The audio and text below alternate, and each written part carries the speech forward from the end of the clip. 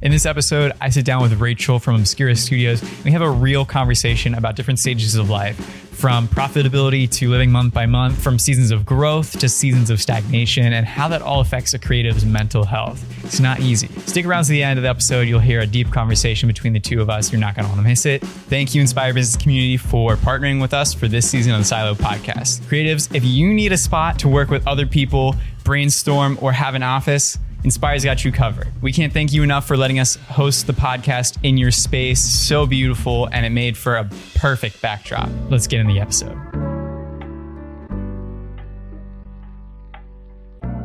Rachel, hello. Hello. Welcome to the Silo Podcast. We're so glad to have you.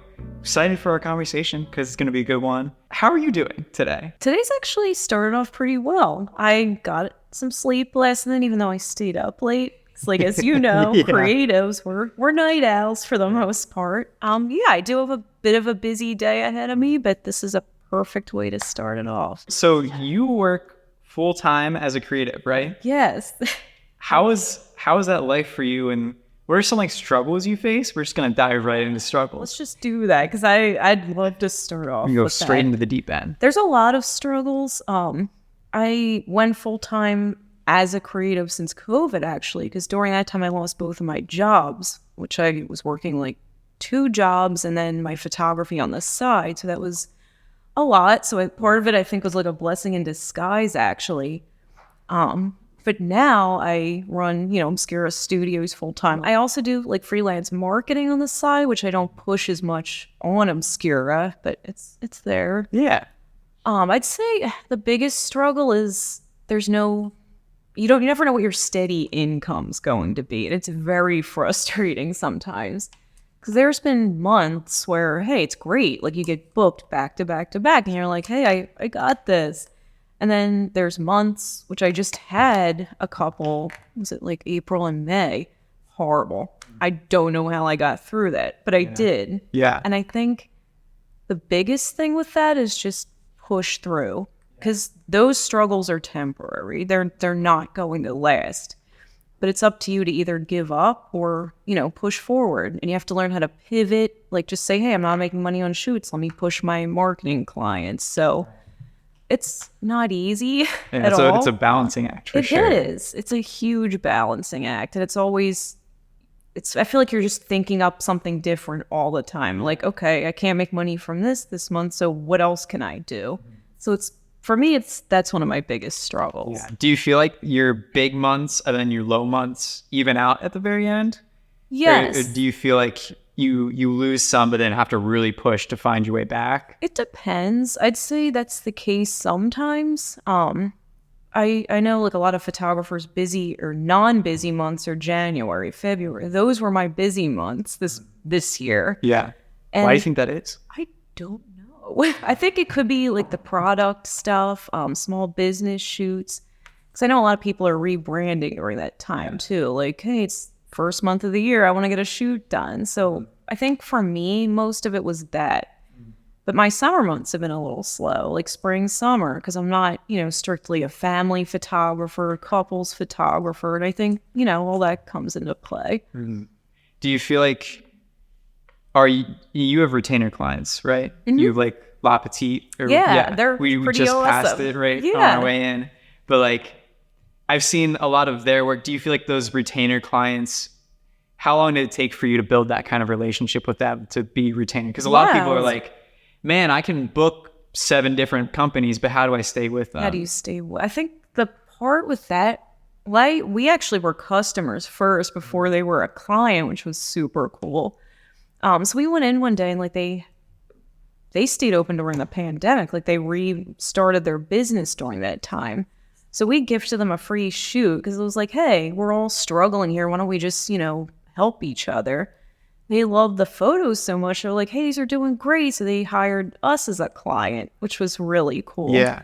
And I think to keep them, because there are even in my business, I've lost clients before because people don't have the money or they just went a different direction.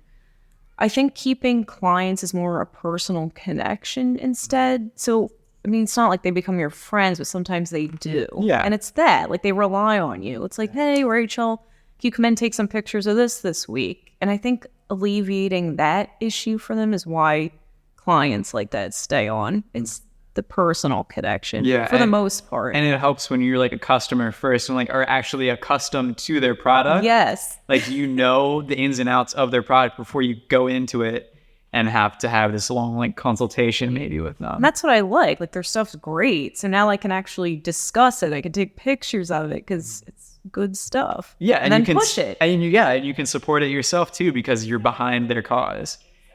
Well, I'm curious, getting into the nitty-gritty of that, do you do a shoot every month with them or is it less structured? So with them, a lot of times it depends on their needs. So with them, I'd say maybe twice a month. Because if a lot of times they'll come out with new things. It's like, hey, Rachel, can you come in this Friday?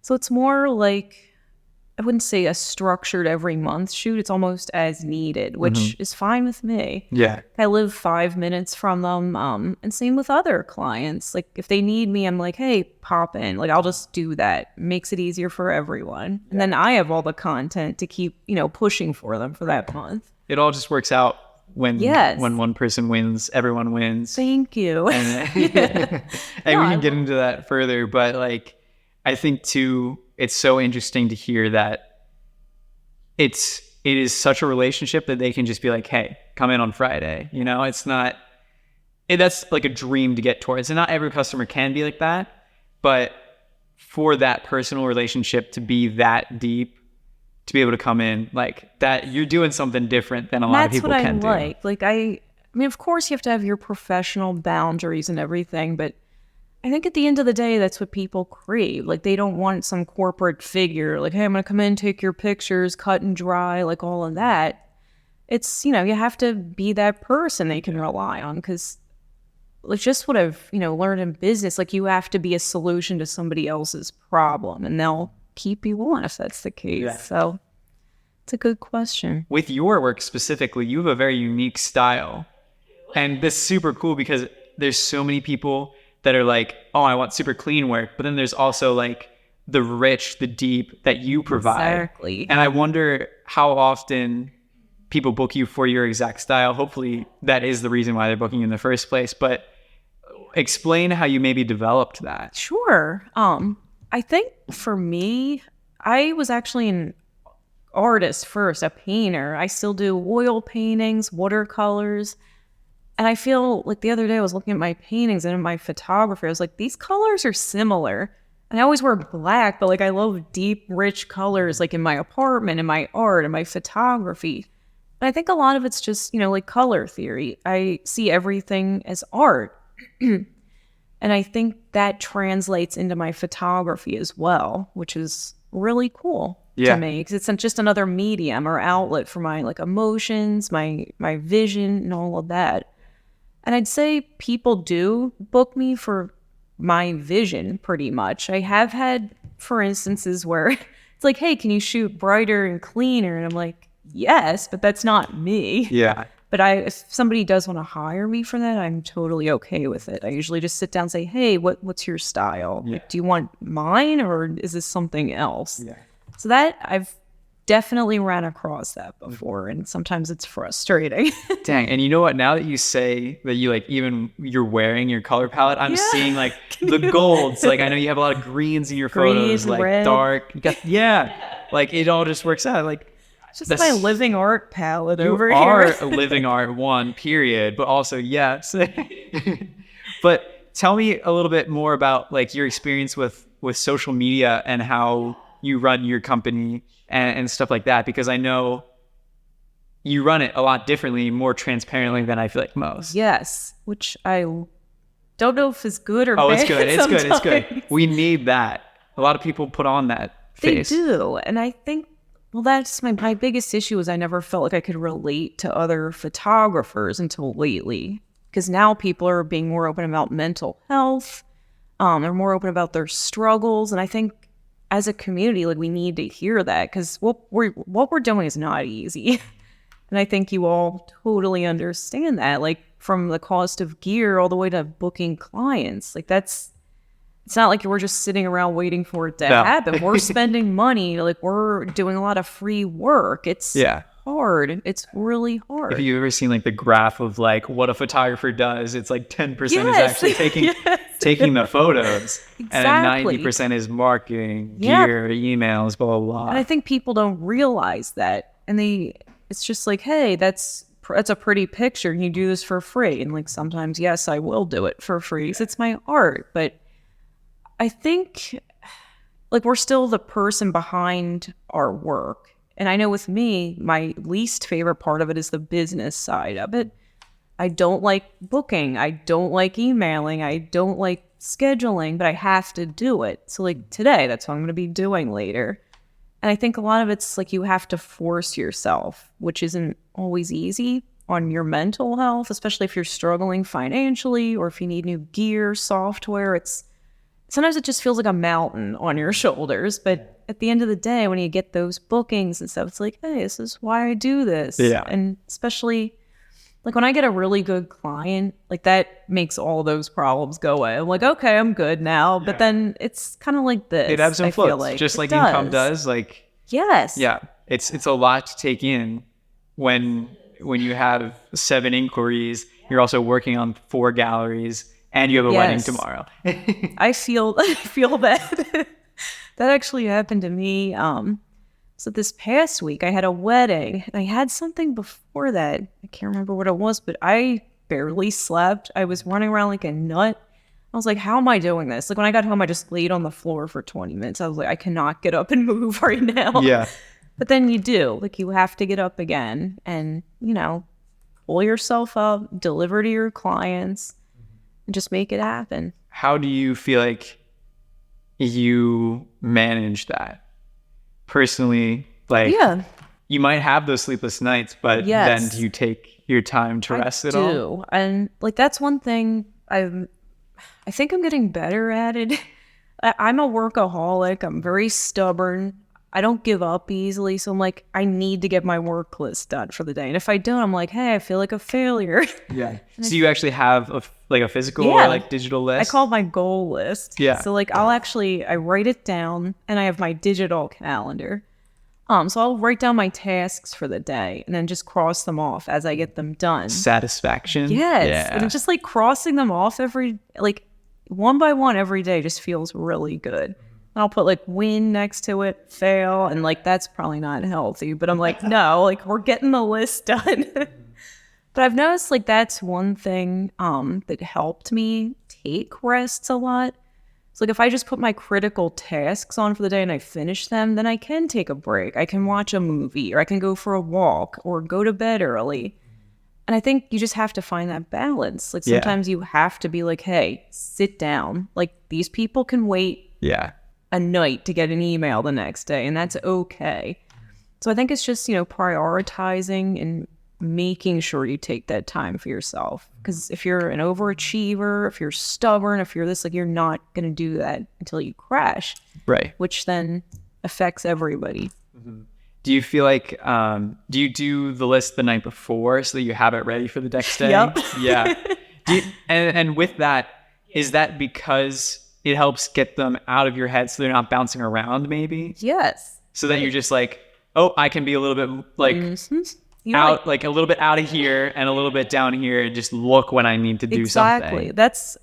You nailed that. So like usually the night before sometimes I get anxious at night. So I'm like worried about all the stuff I have to do the next day. So I realized like if I just sit down, set my coffee maker, write all of my tasks down for the next day, it's not dwelling here. And to me, like it's helped so much. Like I have a notebook this big with my goal lists. And the really cool thing is like you can look back and kind of see how far you've come with it. And it's like, wow, I thought I was failing here, but I'm not. I'm here now. Yeah. So I would totally tell everyone to do that at some point in our life. It's discipline. Like I used to be the biggest procrastinator. I would just push things off until last minute all the time. I don't do that anymore. I think that's been 2 years of just sitting down and getting it done. It has to be ingrained. It's just a habit. Like I need to be in my notebook the night before, or else I won't be productive. Well, it's become a habit now. Yeah. I'm like, it's a healthy habit, and it's helped my work. It helps me get client galleries out early, which is good. Do you have a ton of creative sprints and then a ton of rest periods, or is it a little bit more spaced out than like, can you deliver 3 galleries in a night and then not work on galleries the next 3 days kind of deal? Yes. Was it recently? I think I sat down and got 4 galleries done. And I was like, I am getting these out because I want a Friday off. Yeah. So I think that's like, you have to dangle that reward in front of you sometimes. As long as it doesn't affect your work, because I still want to make sure they're getting quality work. But then again, like as an artist, like you probably get this, like you have those creative moments. You're like, I can do this. Like I feel it. I just want to sit down and edit and make this look gorgeous. And then you look at the clock, it's almost midnight, but then you still have everything done. Exactly. So I do get like that sometimes. Like it's almost like that manic, like I'm very creative today. Right. It's just, it hits you and you're like, yeah, hey, I don't know what I'm doing. I need to clear my calendar. Yes. This is when I'm going to get stuff done. Because if I like don't, magic or I something. won't do it later or something. Yeah. No, that happens a lot actually. And in that too, you also are very vocal on social media, on your stories of like, hey, I'm gone this weekend. You will not hear from me. And those are super good boundaries. I'm curious if you have any other like boundaries that you put in place to help guard your mental health there. That's definitely one, because like we were just saying, we do need breaks. Like I wanted to see my family. It was in early July and they live near the beach. I was like, I'm going to take this time and have it with my friends and family because, you know, we all deserve that. So that's one thing. I was like, I'm not going to be able to get to emails this week. And everyone is very understanding. Sometimes you get 1 or 2. But I think the other thing is I try not to send emails after like 7. So I was like that's my time. Yeah. And like, that's your time. I mean, if it's urgent, then yes. I sent an email at 10 o'clock last night. So it was important. I was like, okay, this has to get fixed. But I try to do that. So like if someone sends a business text, call, email to say, hey, I'll get back to you in the morning, or I'll schedule it for like 8 in the morning. Right. So they see it then. Yeah. I think like just having those boundaries where you're not always able to be contacted, like that's been really healthy for me. I'm not always the best at, you know, upholding it, but I have to or I will go nuts. Yeah. Putting down your computer at like 5 p.m. or, I mean, it's tough as a freelancer to be like, hey, I'm going to work the 9 to 5 life. But at some point it's like, hey, this is my evening and maybe I'll actually spend time with the person that gets off at 5 p.m. Yes. No, that's exactly it. Like tonight I have, if you didn't check out Curio downtown, it's like a little art gallery. I put some of my art in there. They're doing like a pocket sketchbook swap. So I'm actually going to close my computer and walk down tonight and just have like a lovely time. I think you have to find those breaks in your life because if you don't, I mean, work can become your life, but then it starts affecting others around you. So that's one thing. Like even with my family, my sister lives near me, so I babysit a lot and I'll drop anything for those kids. She's like, hey, I need you to come over. I'm like, I'll be there. Like I'm going to close my computer for an hour and spend time with my niece and nephew. So you have to do those or you'll lose it. Yeah. I feel like. There's some benefits to freelancing, like being able to just set down your work, being your own boss. But then there's also I'm always on. Yes. Which is fun at times, but also is the mind racing that is, oh, new idea popped up. I either have to write it down right now or enact on it. Or like, hey, it's 1 a.m. on a Monday, like, you know, I got to do something. That. There's been times like in the middle of the night, I'll just like put something in my notes. I'm like, oh, it's a great idea for a shoot. And you probably understand that too. Like your brain never stops. Then it's 3 a.m. You have the shoot plan and you're like, I'm looking for models right now. Yes. It's like, should I post something about this at 3 or is everyone going to think I'm just insane at this point? But no, that's like one thing. My brain never stops. And it's like my worst enemy and best friend, I would say, because that's where our creativity comes from. But I think you have to, it's almost like you have to force it to just shut up. Sometimes it's like, look, just take a break, sit down. Like you don't always have to be on, but like when you run your own business, I feel like you do. So that's a struggle for me. I feel like. Do you feel, and I feel this a little bit, so I'm curious if I'm alone in this. Do you feel like some of what you're building is your entire life? So like you gotta be on at all times because I'm building the future for myself as a freelancer. Yes. Yeah. And there's always, it's that. And I think that fear of failure too, which I feel like we shouldn't be afraid of, but we all are. It's like, hey, I don't want to do all this and like do all this stuff for people, create art, and then just fail one day. Yeah. Or give up or stop it. Exactly. And I think that's why like our brains just don't shut off, because it's definitely, you know, your future work. It's like a survival thing almost. Yes. That's like, exactly to provide for myself now. And that's, oh my gosh, I think that's why my brain, that's another reason. It's like the survival, the future, and then just delivering to others. Mm-hmm. It's like, how can I be better? But there's no perfection in life, so I think we all need to take a little break on ourselves once in a while. But yeah, I understand that a lot. Yeah, Michaela said to be gentle with yourself. Yes. Has been a really key factor in her life. I like that. I do too. A lot, actually. And that's weird. This is TMI probably, but I started going back to therapy and I had a session. That's not TMI, that's awesome. Thank you. It's hard, but I had a session yesterday. She said the same thing. It's like you have that negative voice in your head just saying, hey, you're a failure. You can't do this. You need to quit because you're not making enough money this month. But it's like, why? Who told you that? Right. Like, most people in your life want to see you succeed, so why aren't we listening to those voices instead? And you just go to your notes real quick and look back 7 years ago, and I've done that. Exactly. But look where I'm at now. See, that's another thing too. Like, it's okay to look back. Like, you're not a failure. Like, just keep going. I think that's like the biggest message I have for people. For me, it's like I look back at my work from when I first started. I'm like, cringe, but does that mean growth? Because to me, that means growth.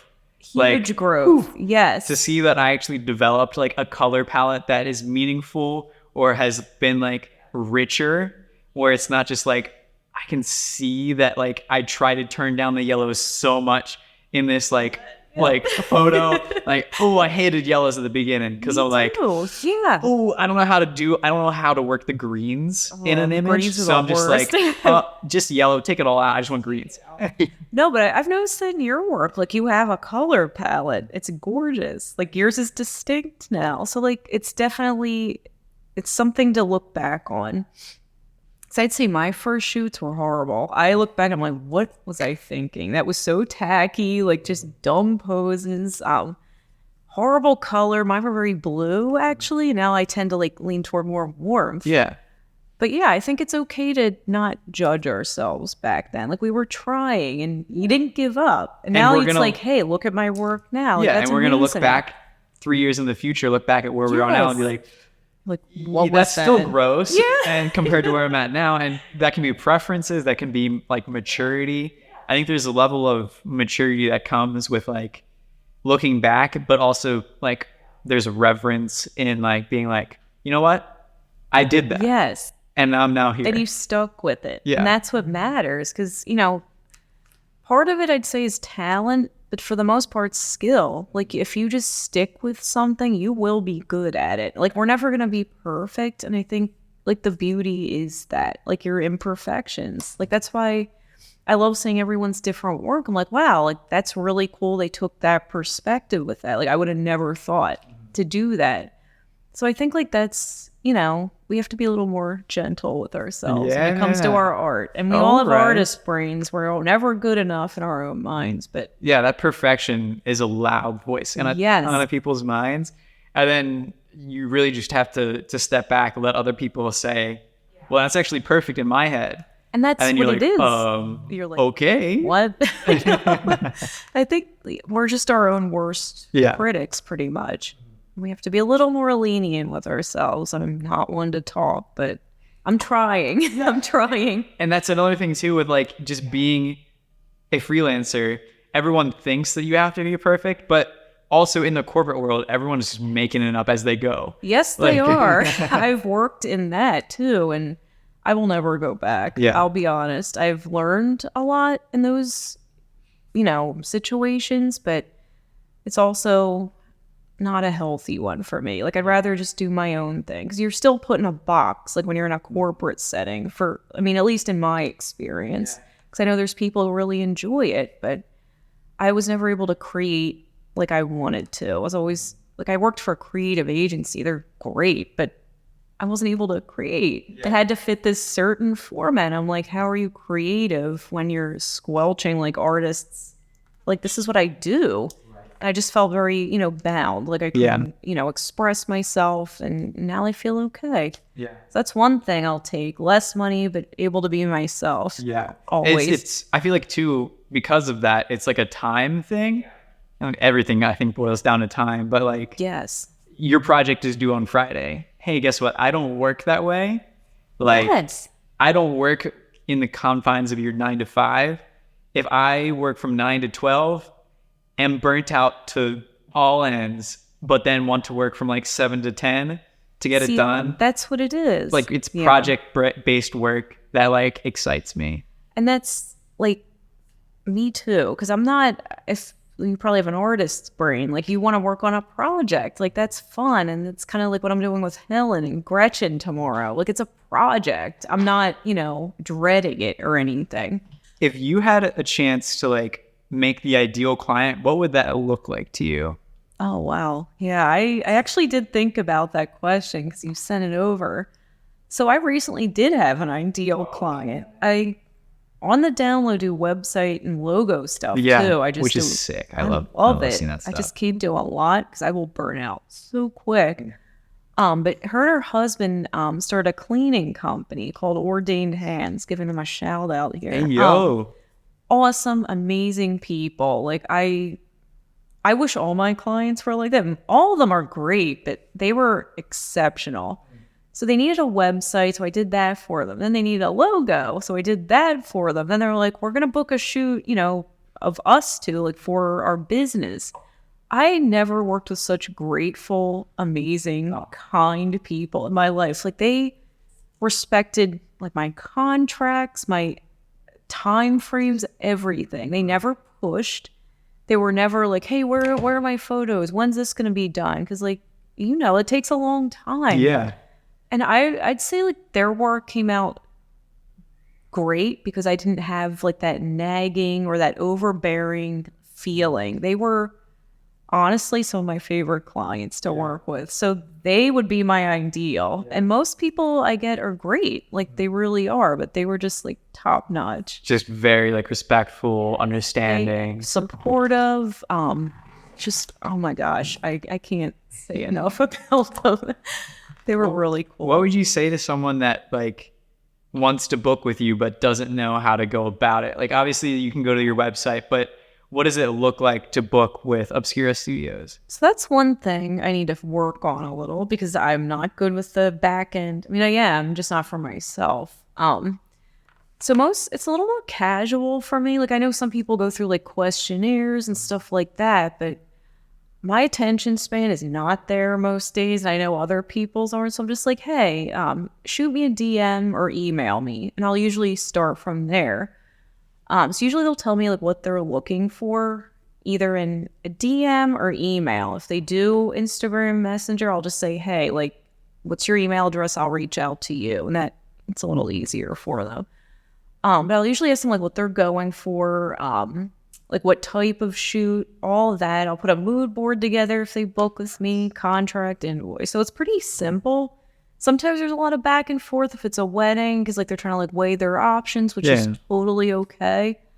I'd say it's pretty stress-free. Yeah. Like, I try to, you know, get back to people on time. Because that's one thing, like, that's my pet peeve. Like, if I want to book a shoot, I don't want to wait weeks just to hear it from you because then I'll probably move on. Mm-hmm. So I try, like, as soon as I get an inquiry, I'm like, hey, I saw it. I will respond to you. And it usually takes me like a day or less. So it's pretty painless. So I want to remove all of that stress from booking. But yeah. Absolutely.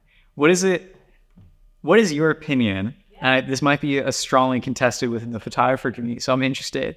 What is your opinion on having pricing on the website, or do you send a pricing guide after they inquire? So I've done it both ways before, and I don't know. I don't think I like it on my website. I mean, I know it does work for people that way, and that's great.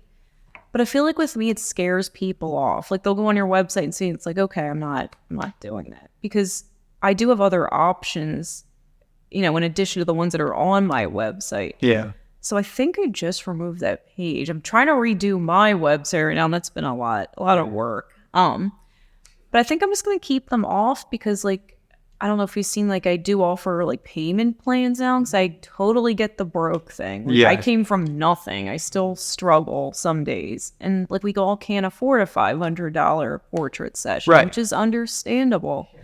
Same with weddings. Same with, food photography. So a lot of times I'd rather them just reach out so we can work something out. I mean, I do have my pricing, and then it's like, hey, how do you want to break it down?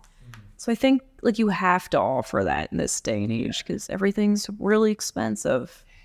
Like, really. Like, photography is still kind of a luxury service, I would say. It is. It goes along with, like, the therapy and like, massages and stuff like that. Like, yes. Not everyone can afford to better their life in that way, unfortunately. I was just thinking about that, actually. I'm like, this is actually, it's not a necessity. I mean, I think it is. Yeah, like, and so we have an opinion on that. That is yeah. so actually more telling than what the general society realizes. Yeah. I mean, because especially if you're, like, just say you're getting into modeling, or if you have a small business, a restaurant, like, you need quality images for people to take you seriously. Yeah, I mean, there's that's so many studies that say, like, visual or video alone increase your sales. And that's what you've probably struggled with that too. Like, people don't understand that. It's like, hey, I could just take a crappy picture with my phone and that'll suffice. Yeah. Like, no, like, you need quality images and video. Or you've had clients in the past that have had websites that are like, I would never have that photo on my site. Can I please help you there? Or if a blurry one or pixelated image shows up there, I'm like, come on, man. Like, I'm not judging, but I am a little. Yeah. Like, it's, you need, that's anymore. Everything's online. Like, that's the window to your business, to you, like, to your brand. Yeah, you need to be taken seriously. So to me, it's a necessity. Amen. Amen. Everyone hear that? What would you say to someone who is just starting out in photography to get started? What is the most essential? Do you need to know, like, what is your why? Like, what is the starter kit for a photographer in your eyes? I think figure out what you want to do. I mean, that I'm saying that loosely because I still will shoot anything pretty much. I mean, I have my niche. Like, I love food photography. I love people, like, fine portraits. So that's what I push, but I will, like, be open to shooting more than what you want to do. Yeah. Because that'll give you more opportunities in the long run. It's like, hey, I know them. Like, they'll do that. And then you get business. Even if it's something you don't want to do, like, you have to start that way. And I think the other thing for me, I made sure I learned my camera settings down to a T. Like, you have to. Shoot manual. I will not judge anyone if you just throw it on automatic, but shoot manual, like, with your lens and the camera. Sometimes you will learn so much about light. Like, I don't need a light meter anymore. I can just look at the lens, like, oh, I know how to set that now. And I think if your skills are there, like, that's your base. Like, hone them so well. Like, be your best and you'll make it. I really do think that. Yeah, it's definitely the person more than the tools. Yes. You can have a bad camera and still pull off great images. Well, fun fact, the main camera I shoot with is almost 11 years old, and nobody knows that. Yeah. And I love the camera, so I refuse to get rid of it. It's mine. It feels like film to me because that's how I started. But yeah, I love it. And no one knows I'm shooting with an old camera. Yeah. You'll never know. There's always some ceiling you will hit, sure, with, like, either depth of field when you switch from, like, DSLR to mirrorless. I've seen a lot of that. You still produce amazing images, and to take it a step further, it's not always about the bodies either. Yes. It's like the glass that's in front of it. Thank it's like you have good glass, I'm sure, on that 11-year-old camera, and that's why it's still doing great. Like you said, that's what matters. Like, I usually shoot with an 85. I'm mostly a prime lens shooter. I just love my prime. So it's usually a 30, 35, 30. I always get those mixed up. A 50 and then my 85. And that's pretty much it. Like, I love them. It's all you need, honestly. I mean, maybe a little bit wider. Yeah, like have- that could be nice sometimes. Maybe a Zoom here and there if I start doing more weddings and stuff. But, But the primes are a lot sharper in the end. I love them. Well, Rachel, I really appreciate you. Thank you so much for coming on and spreading all the knowledge and all the depth and experience that you've gained going freelance. And Yeah, super. you guys are doing some awesome stuff. Thank you. And yeah, I really appreciate you having me on. If anyone ever wants to reach out, if you need help, tips, like let me know. Book Obscura Studios. Yes, I do not bite. I am here to help. So, All right, thanks. you guys are the best. Thank you. This was so fun.